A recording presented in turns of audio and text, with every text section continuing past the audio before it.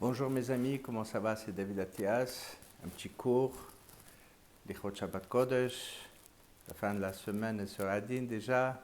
Les semaines elles passent trop vite à un clin d'œil. Aujourd'hui, je voudrais vous parler d'une histoire qui s'est déroulée il y a quelques jours. J'ai un jeune homme que je connais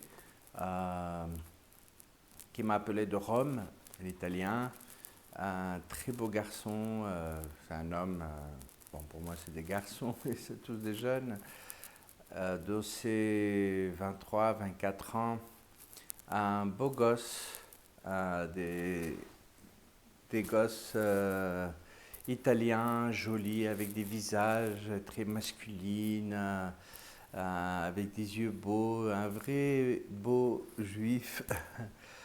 Et c'est un jeune homme qui travaille dans la banque, c'est un banquier, il travaille bien, il gagne bien sa vie, il est bien habillé, il a une belle voix et un romantique et en même temps quelqu'un de très sérieux et très sensible, comme j'imagine tous les Italiens sont très sensibles et émotionnels.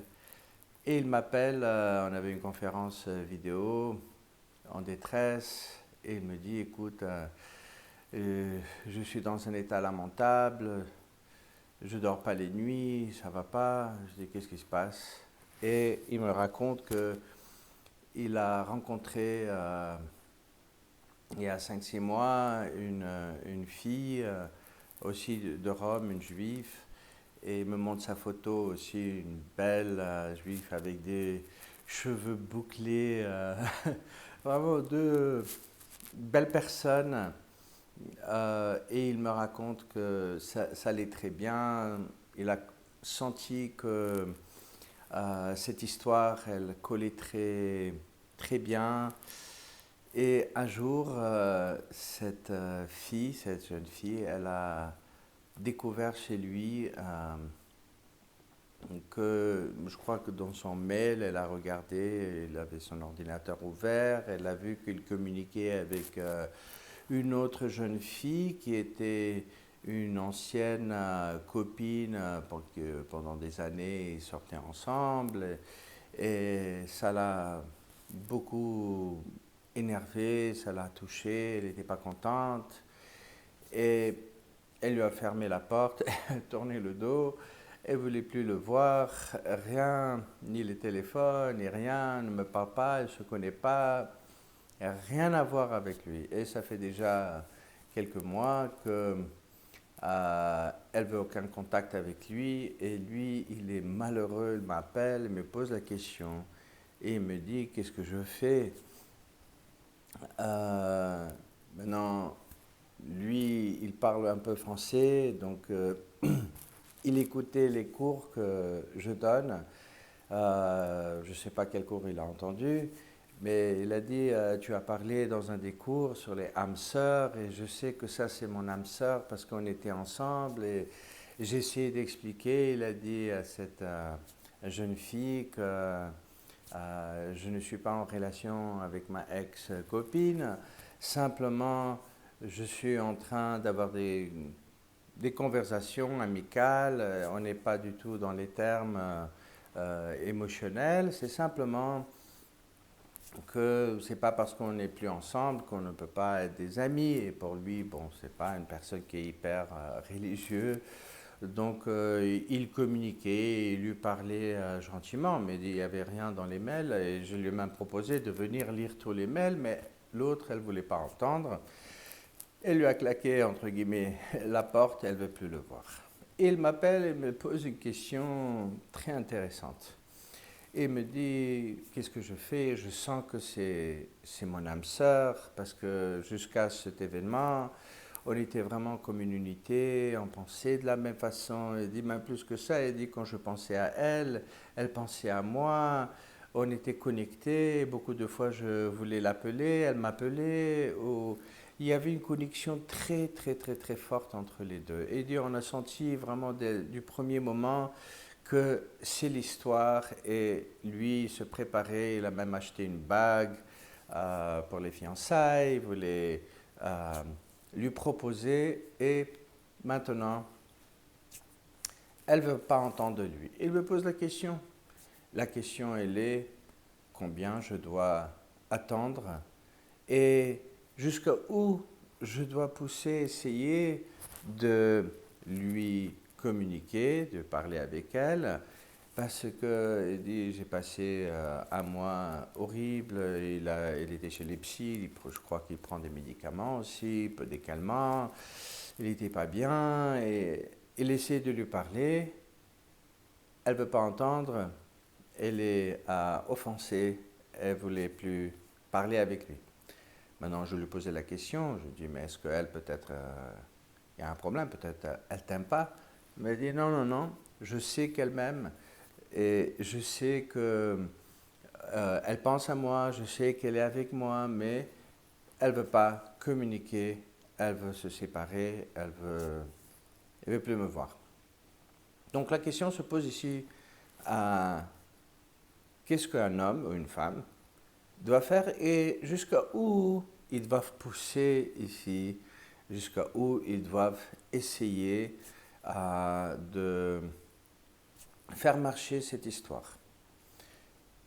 Et je lui ai dit à cet homme, je lui ai dit, tu sais, des fois, je me demande, nous on a tous des expériences, et moi aussi comme un thérapeute, des fois on passe des expériences et Hachem il nous passe par des nisyonotes dans la vie, mais après on comprend qu'en fait ces nisyonotes ils sont pas là pour nous, ils sont là pour les autres.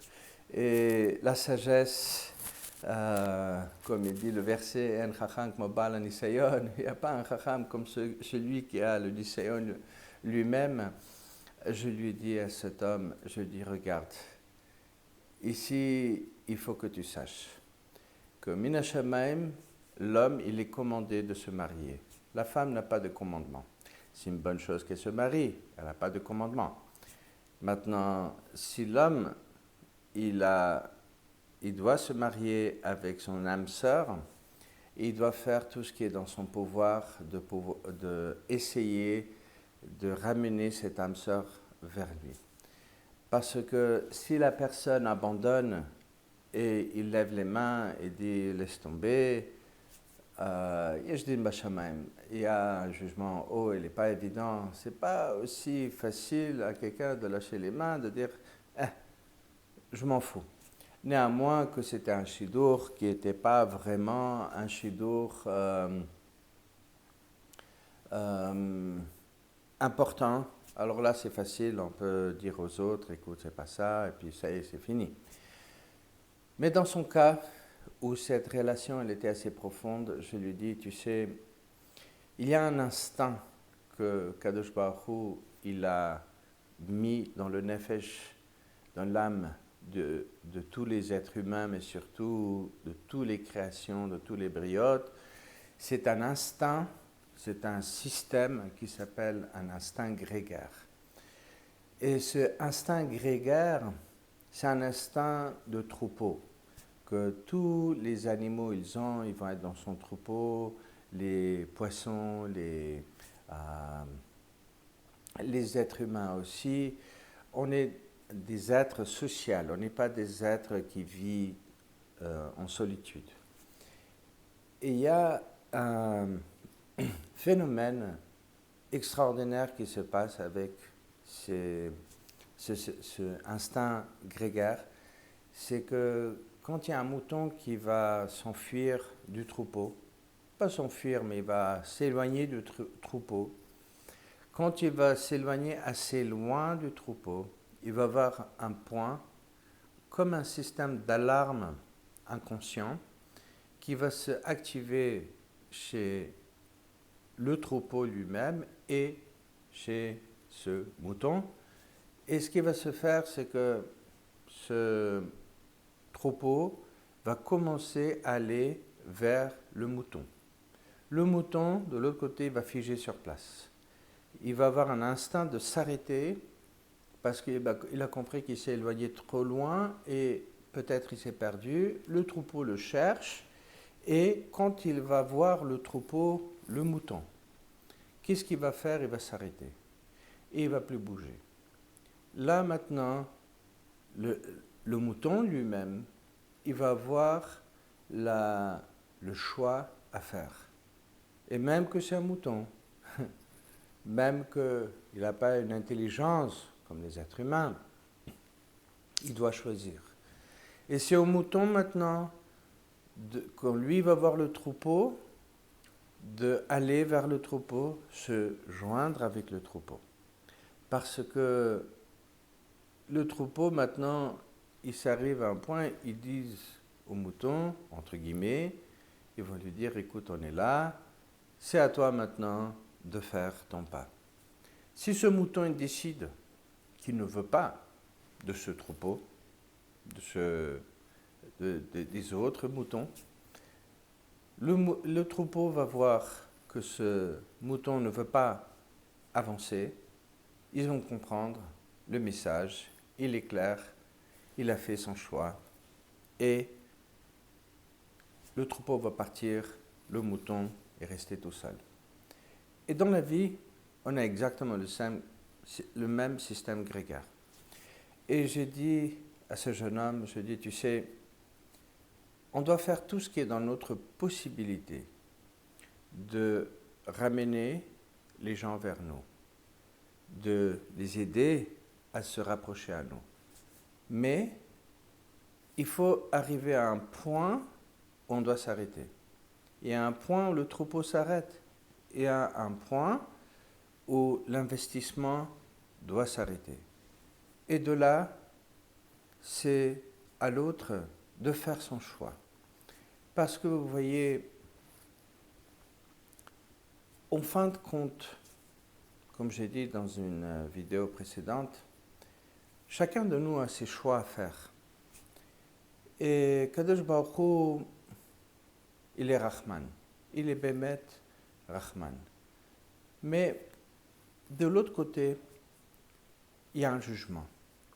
Et Rosh Hashanah, il se rapproche, ce jugement, il n'est pas évident. Dans ce jugement, on va pouvoir sortir plein de raisons. À cause de ça, à cause de ça, à cause de ça, à cause de plein de choses. On n'a pas agi, on n'a pas fait, on n'a pas saisi. On n'a pas pris la force d'aller vers un but. Mais au final, Kadosh Baruch Hu va dire, mais pourquoi tu ne l'as pas fait? C'est moi qui t'ai demandé de le faire, de me faire confiance. Donc, j'ai dit à ce jeune homme, fais tout ce qui est dans tes capacités d'essayer de communiquer avec cette fille. Si c'est ton âme sœur, c'est pour son bien, c'est pour ton bien. Essaye de communiquer, de régler ce problème. Et essaye ce que tu peux. Mais il y a un point, je lui ai dit, où tu dois t'arrêter. Il y a une limite où tu dois arriver, où tu dois faire clair à cette personne que tu es ouvert, tu es prêt, tu es disponible. Mais si ce mouton, cette autre personne, n'a pas envie de faire le choix, il ne veut pas faire le choix de faire le pas vers toi, je dis à ce jeune homme, c'est là où tu t'arrêtes et c'est là où tu te tournes et tu pars. Parce que d'aller plus loin, ça va commencer à te dommager. Là, c'est de l'autre côté, on te poserait la question, pourquoi tu n'as pas fait toi ton choix? Notre choix à nous, c'est de faire ce qu'on peut faire. On ne peut pas aller plus loin que de présenter nos volontés, de présenter nos capacités, de présenter tout ce qu'on peut pour accueillir les autres personnes. Il y avait une personne qui m'est très chère, qui m'a raconté qu'elle a connu une amie, un couple, je crois que c'était en Angleterre, et l'homme, un jour, de ce couple, ils avaient des enfants, il a décidé que ce couple n'est pas bien, et il s'est séparé de sa femme, il est parti, il a pris un autre appartement, et il lui a dit qu'il n'est pas sûr, c'est pas ce qui l'intéresse. Maintenant, cette femme, elle a mis sa fierté du côté. Elle a fait son compte. Et elle a compris que cet homme, il est important, plus important que tout le reste, toutes les fiertés, tout le kavod. Donc ce qu'elle a fait, elle a décidé de lui préparer à manger. Et chaque jour, elle lui mettait devant la porte, elle lui tapait la porte, elle lui amenait à manger, s'occuper de lui. Et après, je ne sais pas combien de temps, à un point, l'homme se rend compte à quel point cette femme, elle était, elle venait, elle lui montrait à quel point lui, il est important pour elle, au point que à la fin, il est revenu et ils ont fait la paix. Elle a regagné son mari. Beaucoup de respect pour cette femme, parce que c'est exactement ce qu'il faut faire. Elle a fait ce qu'elle devrait faire, c'est de donner de ses capacités, d'accord, l'amour, de donner la gentillesse, de montrer qu'elle est là, elle est présente, et malgré qu'elle était blessée, et malgré qu'elle était seule avec les enfants, et malgré, elle a décidé de mettre sa fierté du côté, elle est partie, et elle s'est occupée de cet homme, là où il était. Elle ne le dérangeait pas, mais elle lui a amené à manger, jusqu'à que lui, il a compris que... Donc, là, l'instinct grégaire, il a fonctionné. Vous savez, j'ai eu une conversation avec...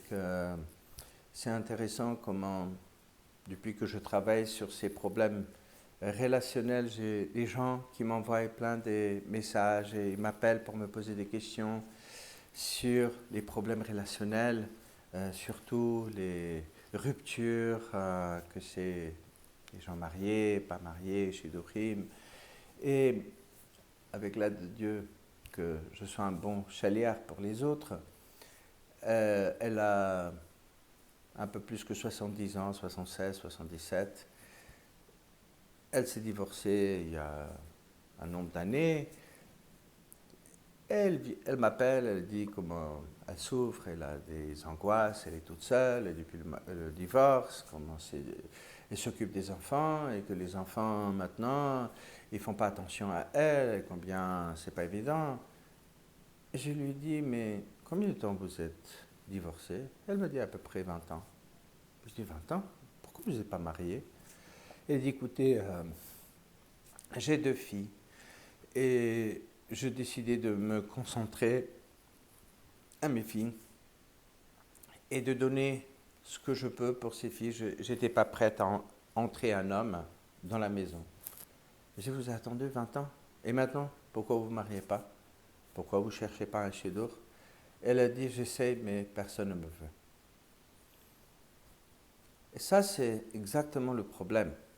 Le passouk qui dit, Bipene seva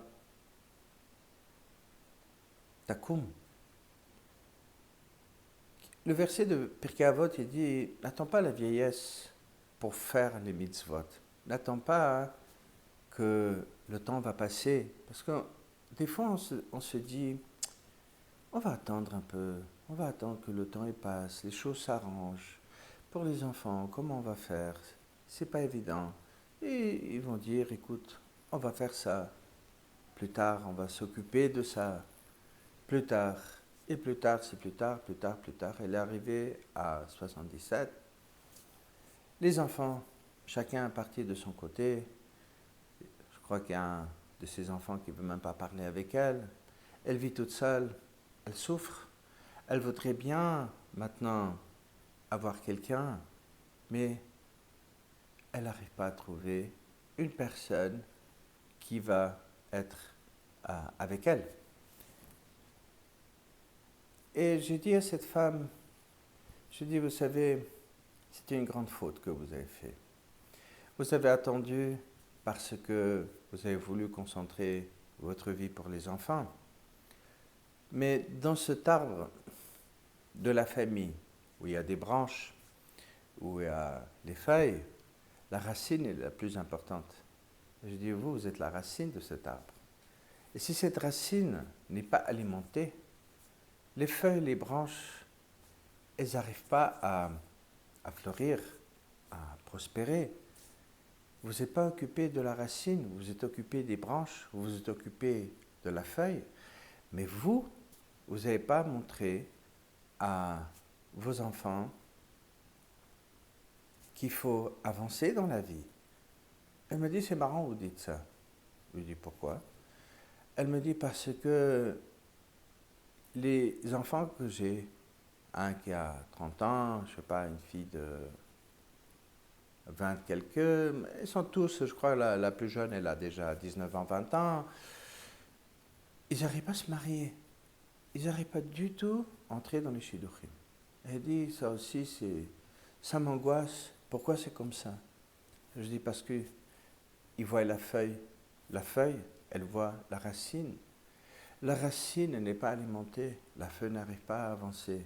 Je lui dis, votre ex, il s'est remarié? Elle a dit non, il ne s'est pas remarié. Mais elle m'a dit, c'est un fou, comme tout le monde. Je dis, vous voyez, le problème de vos enfants, c'est qu'ils n'ont pas vu que vous avez continué la vie. Les faits qu'il y avait une rupture, ce n'est pas le problème. Le fait que vous n'avez pas refait votre vie, c'est là où se trouve tout le problème. Le système grégaire, il fonctionne en nous. On a besoin d'un système social dans la vie. On a besoin de trouver une façon de mettre les gens ensemble. Et ces deux histoires, ils ont un petit lien entre les deux. C'est que d'un côté, il y a une personne qui veut tellement ce que lui, il a dit que c'est son âme sœur. Je ne connais pas cette femme, je ne connais pas leur relation, mais selon sa souffrance, j'imagine qu'au moins il y avait un grand amour. Et de l'autre côté, il y a cette femme qui avait décidé de repousser sa vie commune pour être le mouton boded, d'être le mouton solitaire qui va s'occuper, entre guillemets, de ses enfants. Et à la fin, ça n'a donné aucun bien ni aux enfants ni à elle. J'espère quand même pour cette femme que je suis sûr qu'elle va voir cette vidéo parce que j'ai aussi posé la permission, demandé la permission pour parler de ça. J'espère qu'elle va trouver son conjoint, c'est jamais trop tard, mais c'est un peu dommage qu'elle a attendu 20 ans pour commencer à chercher un conjoint. C'est très dur, c'est déjà un temps qui est passé. Et de l'autre côté, ce jeune homme, je lui dis, tu sais, si après tes efforts que tu vas faire, Bezrat Hashem, qui va réussir, je prie pour lui vraiment, elle ne va pas réagir.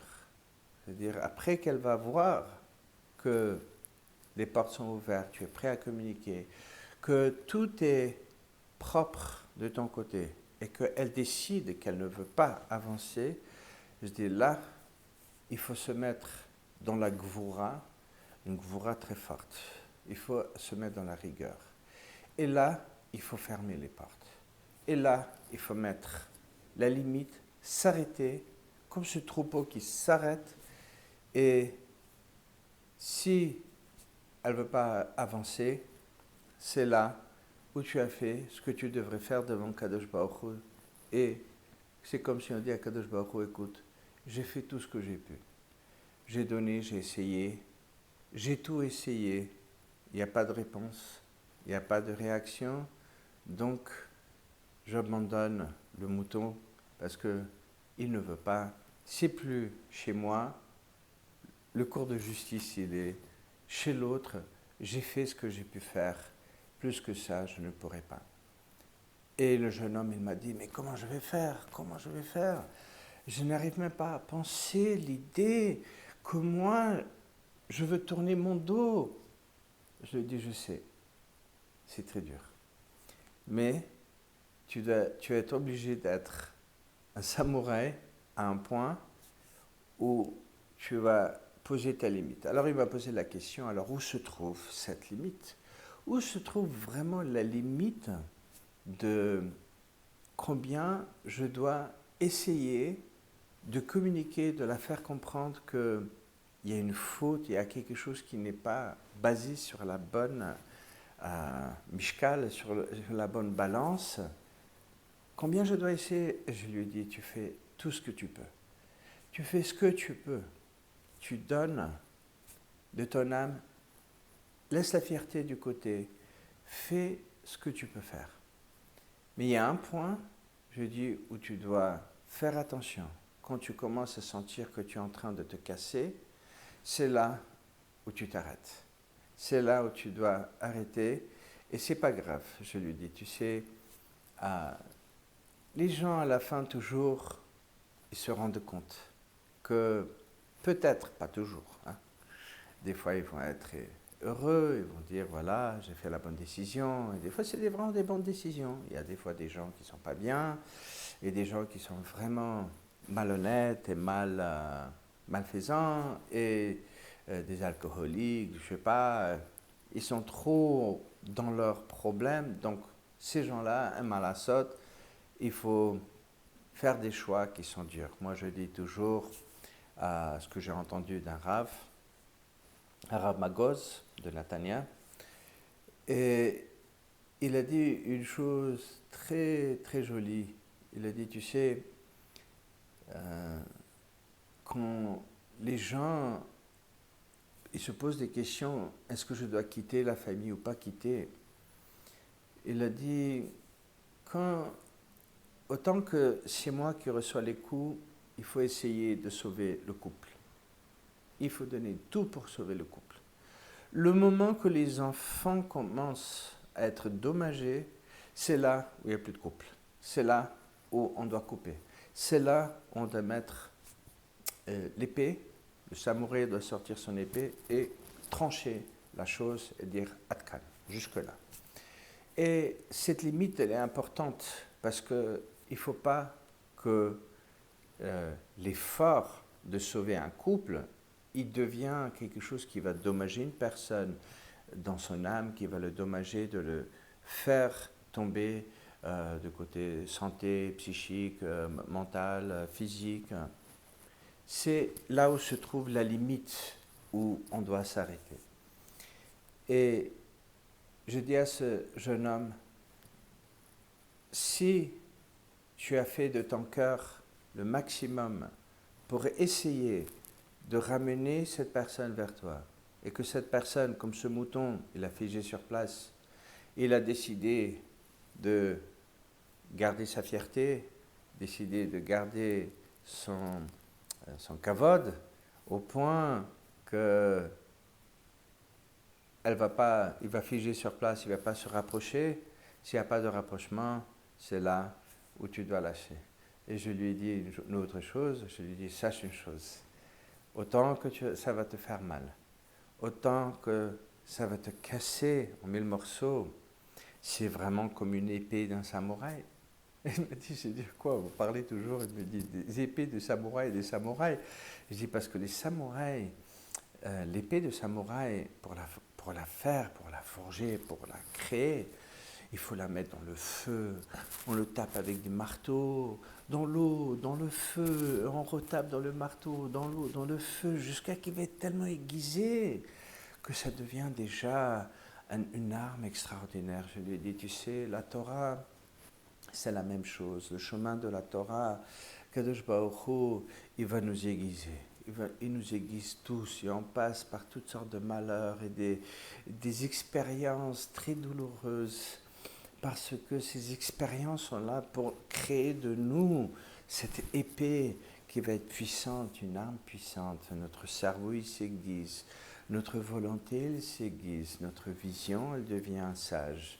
Et nos énergies deviennent beaucoup plus structurées. Je lui ai dit, Bezrat Hashem, que tu vas me donner des bonnes nouvelles et que tu vas réussir. La seule chose, je lui ai dit, s'il te plaît, n'utilise pas la fierté, n'utilise pas des côtés blessés, parle de ton âme, sois émette avec ton âme, parle de ton cœur et sois le plus vulnérable du monde. mais jusqu'au point où toi, tu ne vas pas commencer à te casser. Si tu vois que tu commences à te casser et que cette chose, elle commence à être une manipulation inconsciente peut-être de l'autre côté, c'est là où tu mets ta barrière. Et je lui ai dit, je ne peux pas te promettre, Bélinéder, mais je sais que tu vas trouver une autre femme qui va être bien, Hachem, il va t'envoyer ce qu'il faut. Et comme j'ai dit dans la dernière vidéo cette semaine, les opportunités sont un choix. Et quand il y a une opportunité que la personne reçoit, il a le choix de le prendre ou de la rejeter. Et s'il va la rejeter, il y a un autre qui va venir, il va prendre cette opportunité, il va cartonner dans cette opportunité. Ah, combien c'est important de faire attention. Parce que le verset dit, Mi peneseva takum, n'attends pas la vieillesse pour alors je vais faire. Le verset veut dire que les choses qui sont devant nous, chaudes, qui sont là, c'est le moment de saisir ces opportunités et de les transformer, le Nisayon, en est que cette expérience va devenir un miracle de la vie qu'on va raconter aux enfants, aux petits-enfants, ou ça va être qu'une expérience d'un regret. Plus tard dans la vie, on va se dire, mince, j'avais cette opportunité, elle était devant moi, mais je l'ai ratée. Pourquoi ? Parce que j'ai écouté ma fierté, j'ai écouté l'âme qui avait peur, l'âme de doute, et j'ai dit à cet homme, tu vas trouver le bon choix de ce côté ou de ce côté. Je te demande de commencer à forger ton épée, mais de ton côté, tout ce que tu peux pour rattraper ton conjoint, de rattraper ton âme sœur, mais mets ta limite claire, parce que sinon, tu risques de te casser et de tomber, et alors tu vas donner le compte au cours de justice devant Kadosh Baruch Hu, pourquoi tu t'es cassé. Tu n'as pas demandé ça, tu as demandé d'essayer, de faire ce que tu peux, jusqu'à un point, la personne ne veut pas, on recule et on laisse Kadosh Baruch Hu guider, tourner le monde de la façon que lui il veut. Bezrat Hashem, que cette vidéo elle était instructive pour tous. Ne ratez pas les opportunités. Je voudrais rajouter peut-être une petite chose pour tous ces parents qui ont des problèmes avec les enfants, où ils essayent tellement de donner aux enfants et les enfants n'arrivent pas à voir tout ce que les parents ils donnent aux enfants. La même chose, c'est l'instinct grégaire. Le travail du parent, c'est de donner ce qu'il peut. Mais il y a un point où il doit reculer. Et à un point, il faut dire à l'enfant aussi, si l'enfant, il ne veut pas changer, il ne veut pas prendre son parent, il ne veut pas accepter son parent. Le parent, c'est la même chose. Il y a un point, comme avec ce mouton, il va dire, écoute, mon fils, ma fille, j'ai essayé, ma porte elle est ouverte, mais moi, je m'arrête là. Maintenant, de là, tu es libre, le monde il est libre, tu fais comme tu veux, c'est dur, j'aime mon enfant, mais là, je m'arrête.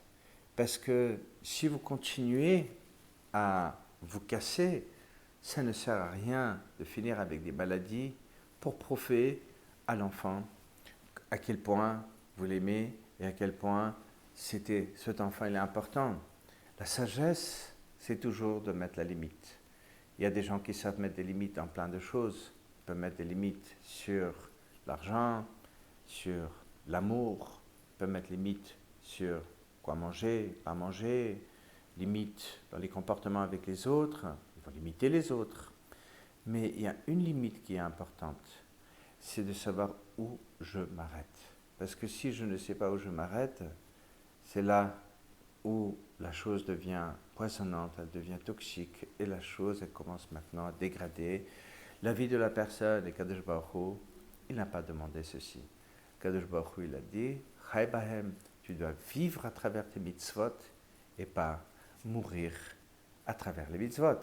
Donc, Bezrat Hashem, Lechaim Tovim Ul Shalom, qu'on mérite une bonne semaine et qu'on mérite d'apprendre chacun ses limites et de l'autre côté, essayer au maximum ce qu'on peut pour ouvrir les portes, ouvrir les liens. Mais il faut que vous clairement mettez une indication où se trouve la grille, où se trouve la ligne, où je m'arrête.